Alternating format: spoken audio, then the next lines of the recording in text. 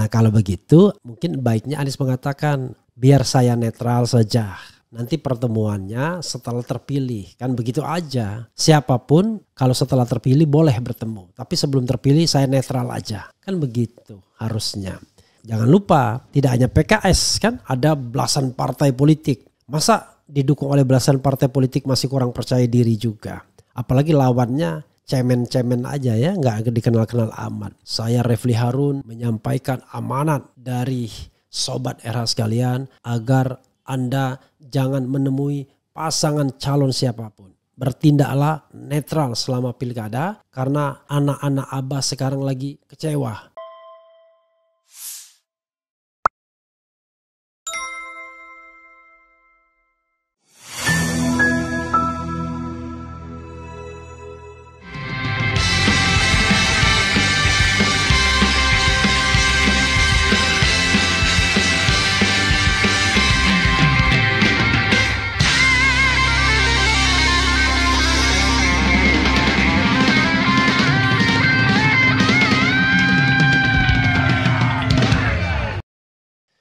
Assalamualaikum warahmatullahi wabarakatuh.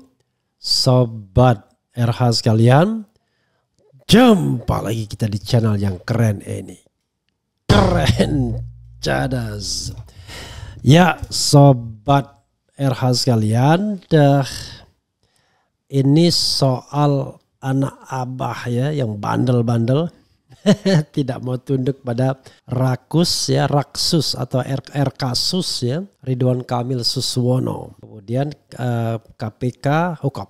PKS ya menjanjikan untuk mempertemukan Ridwan Kamil dengan Anies Baswedan ya, biar anak Abah bisa digiring untuk memilih Ridwan Kamil Suswono tentunya.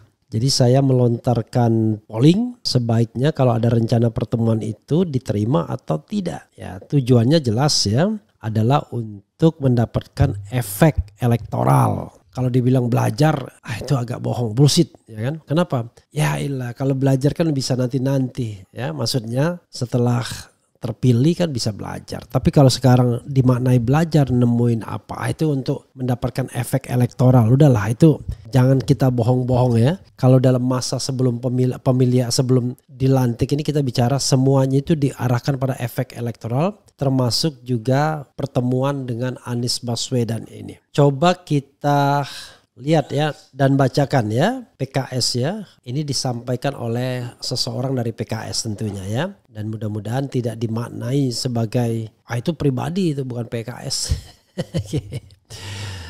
Incar suara anak Abah di Jakarta, PKS rela jadi mediator agar RK bertemu Anies ya. Silakan isi pollingnya lagi. Sebagaimana diberitakan suara.com. Suara.com, Ketua Dewan Pimpinan Wilayah DPW PKS DKI Jakarta, Khairuddin menyebut pihaknya ingin membantu mempertemukan bakal calon gubernur Bacagub DKI Jakarta Ridwan Kamil dalam kurung RK dengan ex-gubernur DKI Anies Baswedan. Dengan cara ini diharapkan RK mampu menarik dukungan dari pendukung Anies yang biasa disebut anak Abah. Namun ia belum memastikan kapan pertemuan ini akan diadakan. Khairuddin masih menunggu waktu yang tepat untuk menjalin komunikasi. Nanti waktu berjalan kami akan coba pertemukan RK dengan Anies, ujar Khairuddin kepada suara.com di gedung DPRD DKI Jumat. Tak hanya Anies, Khairuddin juga ingin mempertemukan RK dengan para mantan gubernur lainnya. Sejauh ini RK sudah menemui Fauzi Bowo alias Foke. Dengan semuanya, bukan hanya dengan Pak Anies saja, Pak Ridwan Kamil kemarin saya bawa ke Pak Fauzi Bowo, jelasnya. Kemudian ia mengaku akan menjalin komunikasi dengan para tokoh masyarakat di Jakarta. Dengan cara ini RK bisa mendapatkan aspirasi untuk pembangunan Jakarta sekaligus dukungan dalam pilkada. Oke, dukungan tuh ya. Yang penting. Pertemuan ke tokoh-tokoh lain karena beliau memang ingin bertemu dengan para mantan gubernur Jakarta untuk mendapatkan wejangan, masukan ya, bilang aja untuk mendapatkan efek elektoral. Karena politisi ini kadang-kadang bagaimana? Karena beliau orang-orang yang sudah berpengalaman bangun Jakarta. Jadi semuanya kita akan bangun komunikasi pungkasnya. Ya, sahabat sekalian, itu tadi upaya untuk mempertemukan Anies dan Ridwan Kamil. Mereka berteman baik, sahabat baik, sering bertemu dalam kegiatan. Terakhir bertemu di mana saya lihat ya, sebelum pilkada ini ya. Tetapi memang situasinya jadi berbeda ketika Anies gagal atau digagalkan untuk menjadi calon gubernur, atau PKS yang kemudian melipir ke tempat lain ya, tidak jadi mengusulkan Anies walaupun peluang untuk itu sudah terbuka melalui putusan MK, tetapi itu tentu hak PKS ya kan. Nah sekarang pertanyaannya, apakah Abah mau terima PKS atau tidak? Karena jelas ujungnya pada efek elektoral. Pertemuan itu akan dimaknai bahwa Anies mengendorse RK, dan spekulasi dan persepsi ini tidak bisa ditolak oleh Anies sendiri kalau dia menemui. Karena itu bisa saja Anies mengatakan kalau untuk belajar tentang Jakarta ya nanti setelah terpilih. Gitu kan malah lebih bagus kan. Tapi kalau menemui sekarang tentu ingin membujuk Anies ya agar efek elektoralnya ke sana. Padahal semangat anak Abah Anies tidak ke sana. Coba tapi kita lihat ya, siapa tahu memang tiba-tiba mereka mengatakan temui aja ya. Biar kami kemudian memilih. I don't know exactly. Kalau kita bicara data, menurut Anda apakah sebaiknya Anies menerima permintaan RK untuk bertemu baik bila diupayakan PKS sebagai mediator maupun tidak? 360 yang voting baru ya, terima 6%, tidak usah terima 92%, ragu-ragu 3% ya. Komannya baru 7. Tidak perlu menerima permintaan tersebut. Pak Anies sekarang fokus saja untuk bikin partai bersama para pendukungnya. Biar nanti bisa melakukan perubahan menuju Pilpres 2029. Tetap semangat di jalur perubahan. Salam 0% ya. Enggak usah lah karena PKS sudah berubah jadi kacungnya Jokowi yang notabene ninggalin Anies Baswedan. Miris, lupakan Anies demi Gibran. Jijik. Luar biasa. Kemudian biar aja mesin PKS bekerja. Jadi ini untuk sekalian pembuktian bahwa seefektif apa mesin PKS itu ya untuk memenangkan Ridwan Kamil. Jangan lupa tidak hanya PKS kan, ada belasan partai politik. Masa didukung oleh belasan partai politik masih kurang percaya diri juga. Apalagi lawannya cemen-cemen aja ya, nggak dikenal-kenal amat. Ya mungkin Ridwan Kamil akan menang, cuma apakah kemudian menangnya lebih menang dengan kotak kosong misalnya ya, itu pertanyaannya sobat era sekalian ya. Politik itu kadang-kadang harus menunda silaturahmi karena maksudnya kan adalah efek elektoral kan. Kalau maksudnya tidak efek elektoral ya harus diterima, berarti itu murni silaturahmi. Kalau ini kan efeknya ingin efek elektoral agar pendukung Anies memilih karena Anies sudah terima Ridwan Kamil. Nah kalau begitu mungkin baiknya Anies mengatakan biar saya netral saja. Nanti pertemuannya setelah terpilih. Kan begitu aja. Siapapun kalau setelah terpilih boleh bertemu. Tapi sebelum terpilih saya netral aja. Kan begitu harusnya. Jadi pertemuan secara tidak sengaja di Car Free Day ya, pekan lalu saja itu dimanfaatkan, diglorifikasi oleh pasangan Pramono Rano Karno. Bahkan ada yang mengatakan bahwa seperti yang dikatakan oleh Bitor Suryadi, salah seorang pentolan PDIP, tokoh PDIP yang walaupun di luar orbit melulu, mengatakan Anies sudah setuju untuk menjadi tim sukses. Padahal tidak demikian ya, ketika saya klarifikasi tentu tidak, kata Anies.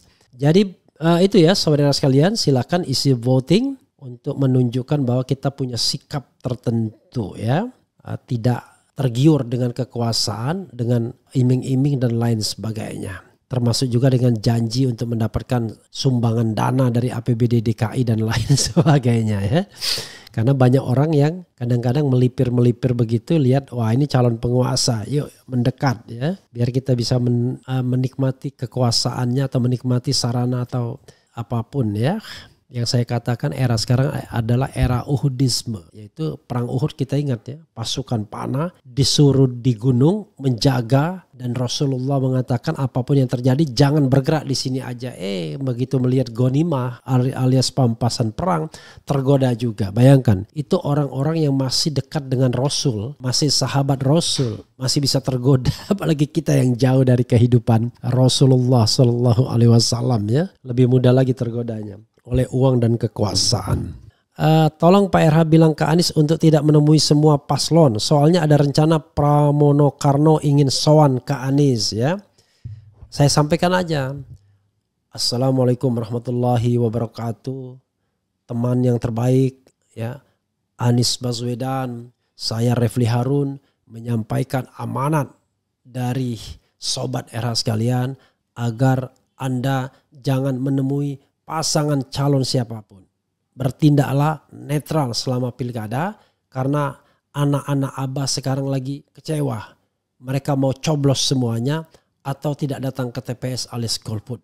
Itu yang bisa ditangkap dari denyut nadi pendukung Abah Anies, dari anak-anak Abah yang ingin saya sampaikan.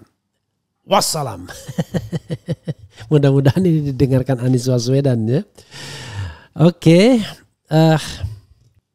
Jadi saudara sekalian ya, kita kalau kekuasaan yang ditopang oleh aparat ingin curang tuh mudah banget, ya kan? Apalagi tidak ada kekuatan yang melihatnya atau memonitor atau mengawasinya. Jadi jangan khawatir suara itu mau dipakai surat suara. Kalau mereka mau menang nggak pakai surat suara lagi. Mereka bisa bikin sendiri, coblos sendiri, ya kan? Cetak lebih dan lain sebagainya. Sudahlah, itu nggak usah dipikirkan. Yang kita pikirkan adalah bagaimana kemudian kalau misalnya kita lebih banyak orang yang tidak datang ke TPS sehingga tingkat partisipasinya bisa di bawah 50%. Nah, itu baru shocking ya, memberikan efek kepada kepemimpinan ke depan gitu loh. Tapi kalau misalnya banyak suara tidak sah, ya kan? Pertama, khawatirnya adalah orang kan datang. Orang datang itu bisa saja dia memilih karena dikasih uang. Tapi kalau dari awal jangan datang, kita akan ketahuan siapa yang datang. Lu datang ya udah dapat duit lah kan gitu kan. Begitu, kecuali yang memantau TPS. Jadi memantau kan nggak semuanya. Itu ya, tapi nanti kita diskusikan lebih baik. Sesuatu ini harus kita diskusikan ya. Gerakan coblos semua. Ini orang masih bicara gerakan coblos semua sih ya. Jangan sampai itu kemudian ada agenda oligarki yang disusupkan ke anak-anak Abah. Dengan gerakan coblos semua itu tingkat partisipasi tinggi, lalu nanti tetap saja diklaim suara sekian dan suara tidak sahnya tidaklah sebanyak yang kita bayangkan. Maka jadi shocking nantinya. Paham ya? Misalnya gini saudara sekalian. Di lapangan suara tidak sahnya itu banyak. Tapi dalam penghitungan terakhir suara tidak sahnya jadi tidak banyak. Gak ada yang bisa protes. Betul gak? Tapi kalau orang tidak datang ke TPS, itu bisa diberitakan. TPS sepi yang tidak datang berapa dan lain sebagainya. Ya, menurut saya barangkali lebih baik tidak datang ke TPS agar tidak dijadikan legitimasi bahwa tingkat partisipasi itu tinggi. Kalau menurut saya begitu ya. Menurut Anda apakah sebaiknya Anies menerima permintaan RK untuk bertemu baik bila diupayakan PKS sebagai mediator maupun tidak? 1.400 yang voting, yang menerima 6%, tidak usah terima 92%, ragu-ragu 2%. Nah, kemudian satunya lagi 22.000 yang sudah voting, apakah Anda akan memilih pasangan RK Sus dalam Pilkada Jakarta? Memilih 7%, tidak memilih 89%, dan belum memutuskan 4%. Itu saja sobat RK sekalian. Wassalamualaikum warahmatullahi wabarakatuh. Keren cadas.